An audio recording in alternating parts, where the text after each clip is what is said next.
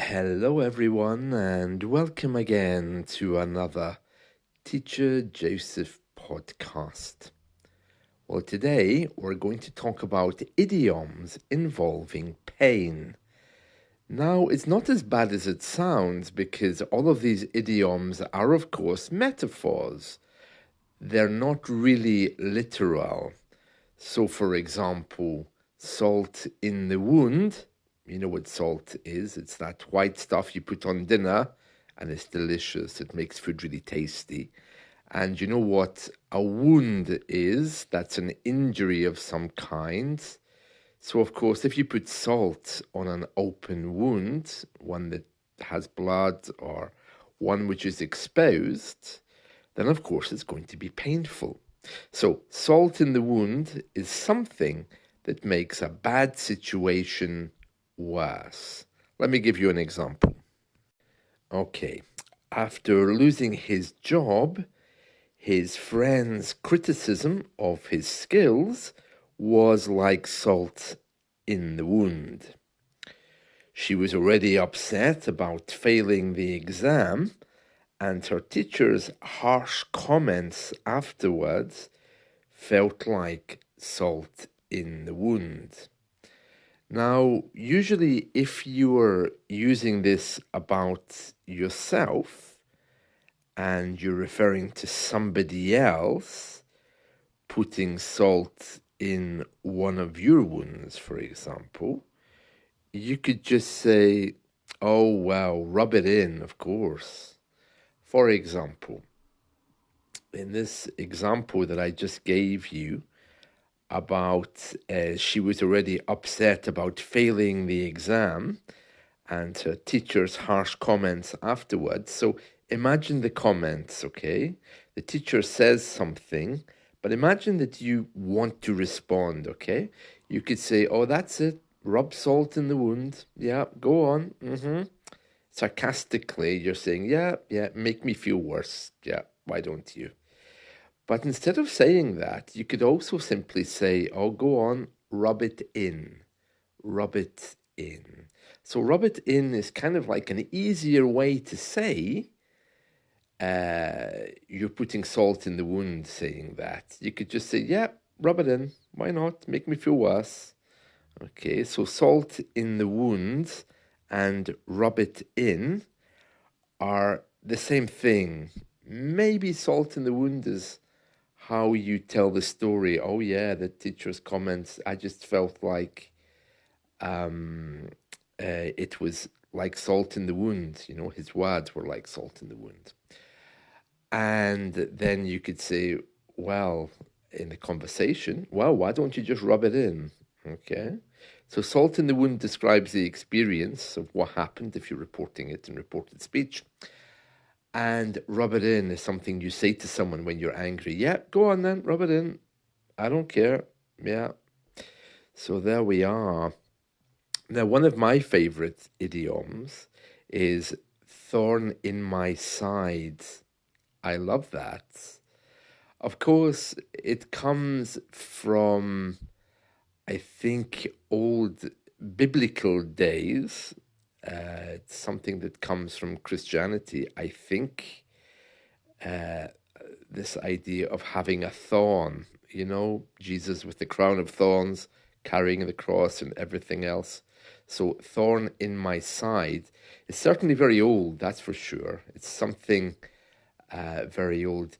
To have a thorn in your side simply means to have someone or something that continually causes annoyance or trouble. So if you had a thorn in your side, of course, it would be painful.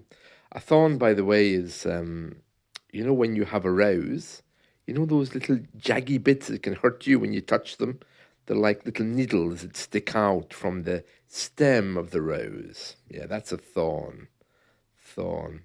So, thorn in my side, it's something you could say to someone that is increasingly becoming very annoying. You can say, look, you're really becoming a thorn in my side, or, oh, you know, my new job, it really is a thorn in my side. Now, there was a song, as I recall, from the 1980s by Eurythmics called Thorn in My Side. I think it was Eurythmics, or was it Annie Lennox, the singer from Eurythmics?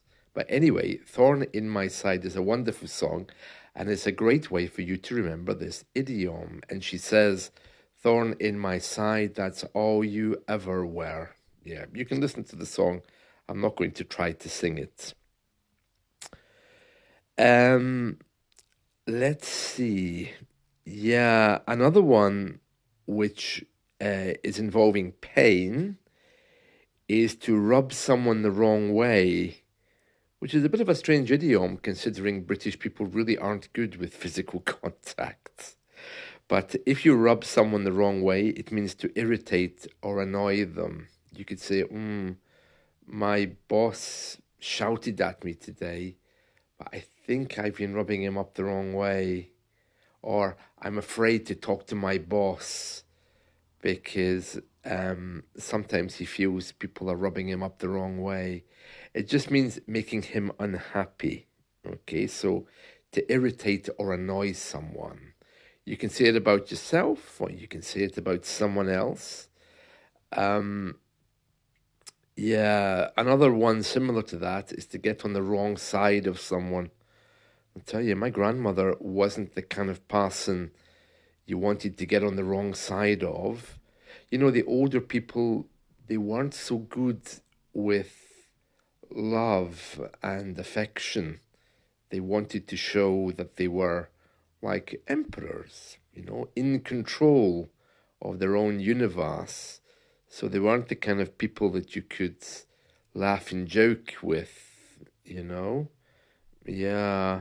So if you got on the wrong side of them, or if you rubbed them up the wrong way, you easily could face some kind of backlash. To take the knives out of your back, that's like another common UK idiom, and that's when you're recovering from someone's words that have hurt you. So, for example, if someone says something bad to you, you can tell your friends, oh, I'm just busy taking the knives out of my back after someone stabbed me in the back.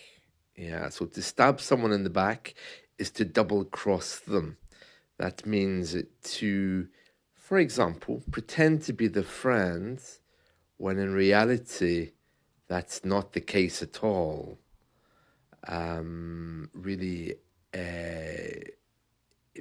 there's no friendship. Perhaps you're trying to be an enemy to them. So you pretend to be nice. Oh, hello. How are you? And then you're carrying stories to other people.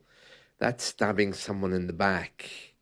And when the other person knows about it, they can say, oh, I'm just busy taking the knives out of my back. It's quite a humorous idiom when you hear it. And you don't have to use it in conjunction with the others. You don't have to say, oh, I was stabbed in the back today and now I'm taking the knives out. You can simply say, oh, you know, I had a hard day at work. I had to fire 2 employees or discipline 2 employees. So now I'm busy taking the knives out of my back, you know. Very nice. So there we are, some idioms involving pain. Speaking of pain and dark things, I see our local crematorium has just been renovated and made to look even more pretty for funerals. Isn't that strange? You know, in the old days, people who perhaps didn't like religion, maybe people who were atheist, or people who wanted some kind of non-standard funeral, they were cremated, and then the rest of us were simply placed into the ground. But I think the government is discovering that as we age so much, we're taking up more ground. So, unlike some countries, you know, in the UK, if you want to be buried in the ground, you actually have to buy the ground. Okay, so the ground isn't rented to you, you actually buy it. And I think the government is keen to stop us doing that. So now they're trying to suggest, politely of course, that many of us might prefer cremation. I don't know how I feel about that. I think when I die, I want to come back as a Hoover, as a vacuum cleaner, and then I can annoy everyone that tries to move me. I can go in the wrong direction, for example, or I can refuse to turn on. Or maybe I could come back as a supermarket trolley. That'll confuse everyone. I can just stop dead.